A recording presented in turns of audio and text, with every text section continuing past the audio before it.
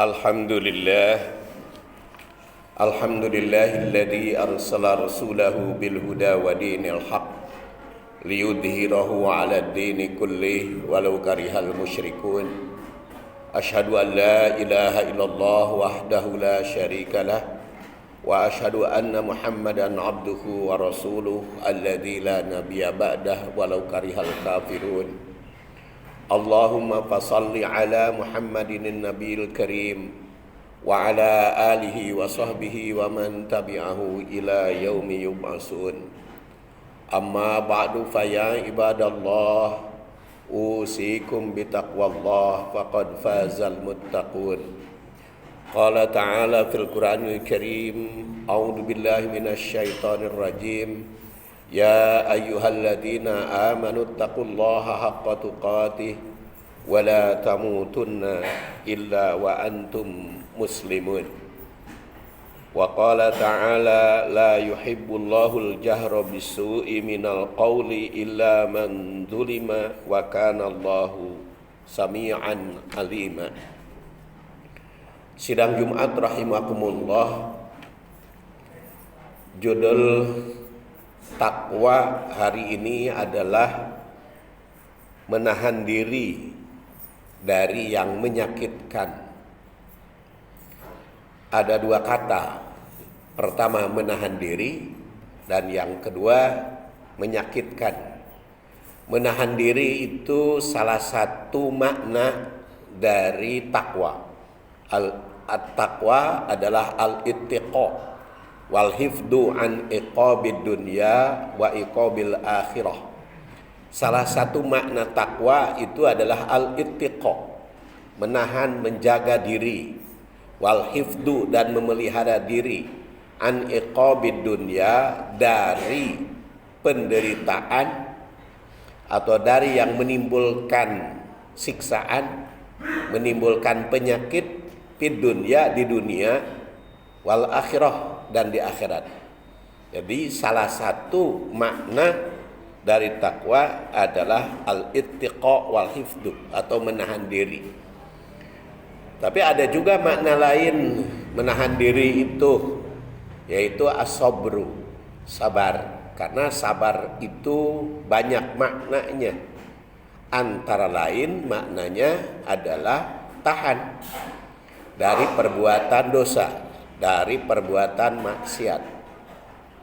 Kemudian perkataan kedua tadi dikatakan menyakitkan. Menyakitkan itu bisa menyakitkan diri sendiri karena terkena penyakit, bisa juga menyakitkan orang.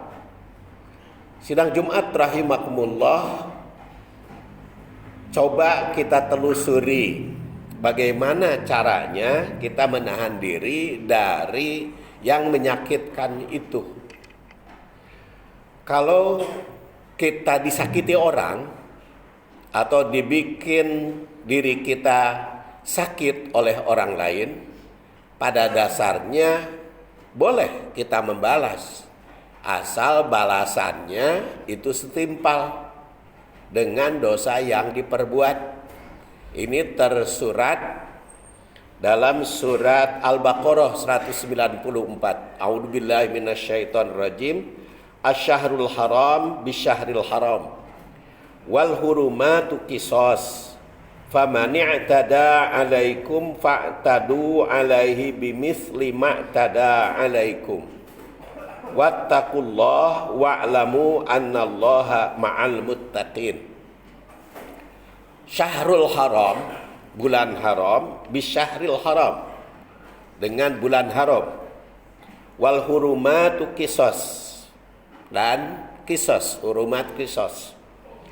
Faman i'tada, dan barang siapa yang berbuat zalim alaikum kepadamu, atau berbuat aniaya atau menimbulkan kesakitan kepadamu, fa'tadu alaih, maka lawanlah dengan yang setimpal bimisli ma'tada alaikum, sesuai dengan apa yang diperbuat oleh mereka atau oleh orang yang menyakiti itu kepadamu. Jadi pada dasarnya boleh melawan. sesuai dengan apa yang mereka tindakan, apa yang mereka perbuat. Tapi itu khusus di dalam kaitan dengan kisos tadi. Sidang Jumat rahimakumullah, apakah kalau menyakitkan hati dengan mencuri harta benda boleh dicuri lagi? Tentu tidak, karena itu bukan urusan kisos. Atau kalau mereka berbuat jahat kepada keluarga kita, lalu jahat lagi balasannya kepada keluarga mereka, tidak demikian. Maka bimisli ma tada alaikum itu harus benar-benar sesuai dengan keadilan, sesuai dengan aturan peradilan. Pada dasarnya balas membalas di dalam Islam itu hanya berlaku di dalam kisos dan juga atas dasar kepengadilan atau atas dasar keadilan diputuskan oleh hakim. Tapi yang paling baik adalah wattaqullah, bertakwa kepada Allah. Jadi menahan diri, bukan membalas, itu adalah yang paling baik. Wa'lamu, dan ingatlah annallaha, sungguhnya Allah ma'al muttaqin, beserta orang-orang takwa. Tapi yang patut kita garis bawahi, penting di dalam Al-Quran itu, kita tidak boleh berbuat aniaya, tidak boleh menyakiti orang. Karena menyakiti orang itu akan menimbulkan bahaya. Bahkan, ittaqi da'watal madlum. Ini hadis diriwayatkan oleh Al-Bukhari. Juz 8 halaman 321. Ittaqi da'watal madlum. Maka jagalah dirimu atau berhati-hati atau berwaspadalah kamu. Da'watal madlum, doa orang yang dianiaya. Fa innaha laisa bainaha wa bainallahi hijab. Karena antara Allah dengan yang berbuat dolim, doa yang berbuat dolim itu tidak ada hijab. Jadi langsung dikabulkan oleh Allah Subhanahu wa Ta'ala. Makanya harus hati-hati. Jangan sampai kita mau balas dendam, tapi lebih, itu menimbulkan kedaliman. Yang kedaliman itu apabila yang didolimi berdoa, bisa dikabul oleh Allah Subhanahu wa Ta'ala sesuai dengan apa yang dia minta. Dan Allah Subhanahu wa Ta'ala juga berfirman di dalam surat An-Nisa 148, la yuhibbullahul jahra bisu minal qawli illa man dulima wa kana Allahu sami'an alima. Allah itu tidak senang sesuatu yang jahar, yang terang-terangan, atau yang bisa juga bermakna munajat kepada Allah Subhanahu wa Ta'ala, bermohon kepada Allah Subhanahu wa Ta'ala bisu, untuk perbuatan jelek, untuk yang mengakibatkan buruk. Minal qaul, dari ucapan itu, illa man dulima, kecuali dari orang yang dianiaya. Jadi Allah itu tidak senang doa untuk mencelakakan orang. Tetapi kalau mencelakakan orangnya itu doa dari yang didolimi, maka bisa dikabul oleh Allah. Allah itu tidak cinta, tapi bisa cinta terhadap orang yang didolimi tersebut.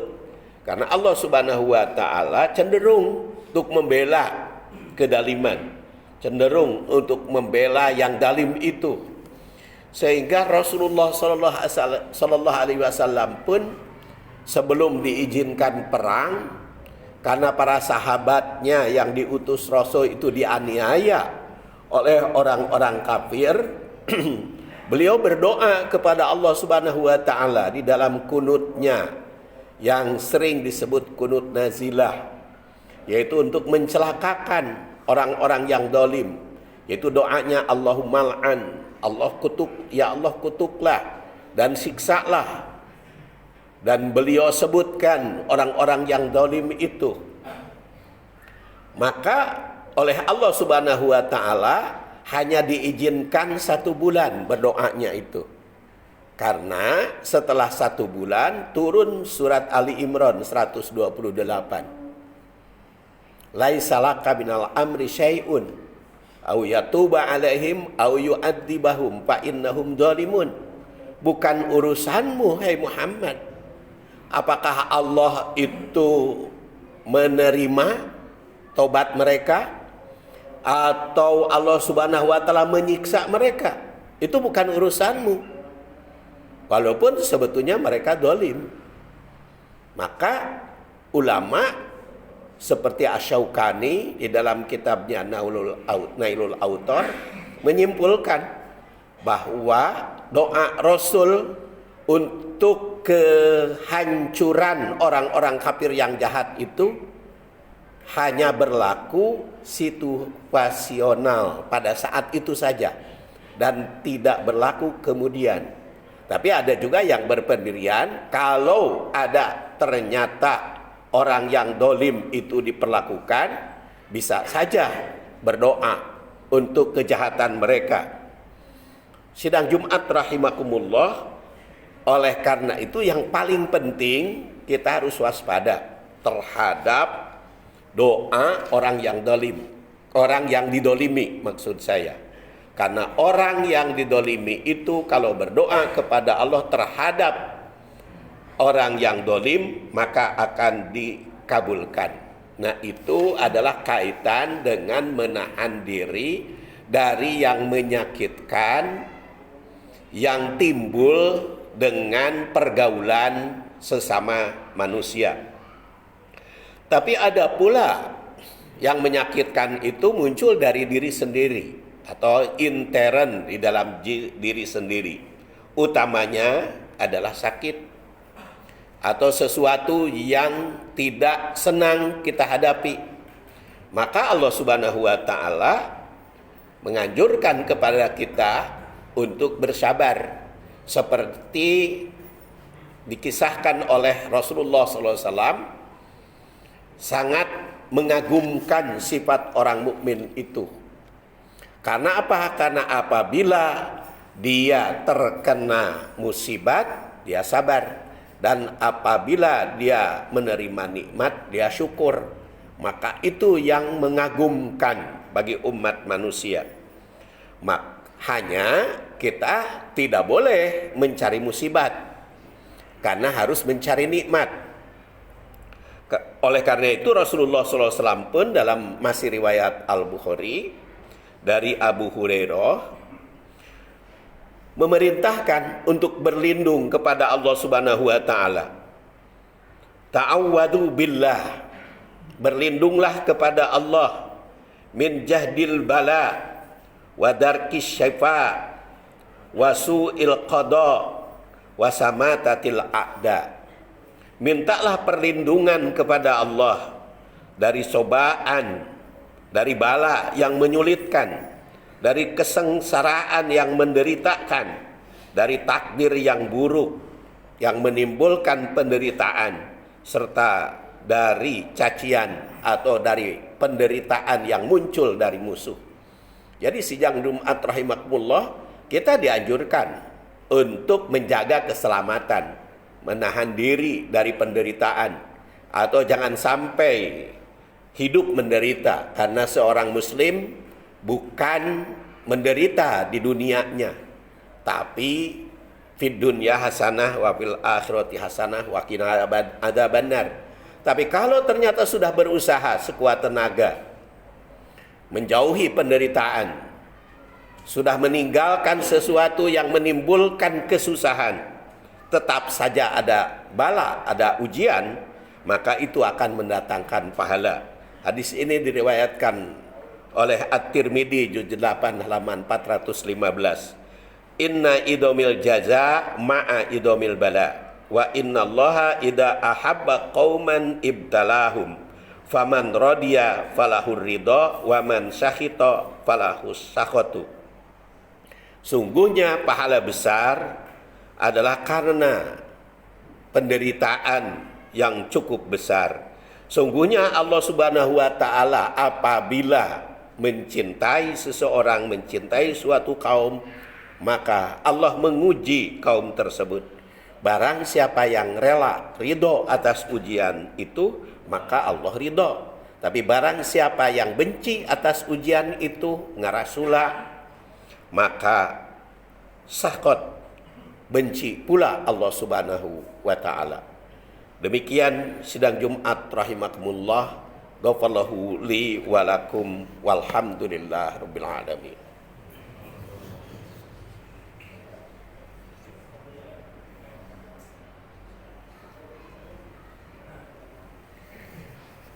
Alhamdulillahi wa kafa wassalatu wassalamu ala nabil mustafa wa ala ahli sidqi wal wafa. Asyhadu an la ilaha illallah wahdahu la syarikalah wa asyhadu anna muhammadan abduhu wa rasuluh alladzi la nabiyya ba'dah. Qala Allah ta'ala fil Qur'anil Karim, a'udzu billahi minasy syaithanir rajim, ya ayyuhalladzina amanu taqullaha haqqa tuqatih wa la tamutunna illa wa antum muslimun. Wa qala ta'ala asy-syahrul haram bisyahril haram wal hurumatu qisas faman i'tada 'alaikum fa'tadu 'alaihi bimisli ma i'tada 'alaikum wattaqullaha wa'lamu annallaha ma'al muttaqin. Wa qala ta'ala fi ayatil ukhra la yuhibbullahu al-jahra bisu'i minal qawli illa man dulima wa kana Allahu sami'an alima. Sidang Jumat rahimakumullah, penderitaan yang dihadapi itu biasanya saling berganti. Jadi hidup di dunia ini tidak pernah lepas dari sesuatu yang menyakitkan. Kadang-kadang bahagia, kadang-kadang duka, kadang-kadang sedih, kadang-kadang bergembira. Maka siap bersedih, siap juga bergembira. Yang menakjubkan, kata Rasulullah, apabila bersedih maka bersabar, bertahan. Apabila bergembira, kita bersyukur. Kemudian yang kedua, kita harus waspada atas sesuatu ucap, sikap maupun tindakan yang menimbulkan orang sakit, kesakitan. Karena itu bisa masuk kepada kelompok dolim. Dan waspada, doa orang didolimi itu dikabulkan oleh Allah. Karena tidak ada hijab, tidak ada penghalang. Kemudian yang ketiga, kalau ternyata penderitaan itu kita tetap saja terima, maka bertahanlah, bersabarlah kepada Allah. Yakini bahwa semakin berat penderitaan, baik sakit ataupun penderitaan yang lain, asalkan kita ridho atas penderitaan itu, maka mendatangkan pahala. Jangan sampai kita marah kepada Allah, karena marah akan menimbulkan kemarahan Allah subhanahu wa ta'ala. Mari kita tutup dengan memanjatkan doa kehadirat Allah subhanahu wa ta'ala. Allahumma salli wa sallim wa barik ala Muhammadin wa ala alihi wa sahbihi ajma'in. Allahumma gfir lana wa liwalidina wa lil mu'minina yawma yaqumul hisab. Allahumma inna nas'aluka ilman nafi'a wa amalan salihan mutaqabbala wa rizqan hasanan birahmatika ya arhamar rahimin. Rabbana hablana min azwajina wa dhurriyyatina qurrata a'yun waj'alna lil muttaqina imama. Rabbana atina fid dunya hasanah wa fil akhirati hasanatan wa qina adzabannar. Subhana rabbika rabbil izzati amma yasifun wa salamun alal mursalin walhamdulillahi rabbil alamin. Aqimis shalah.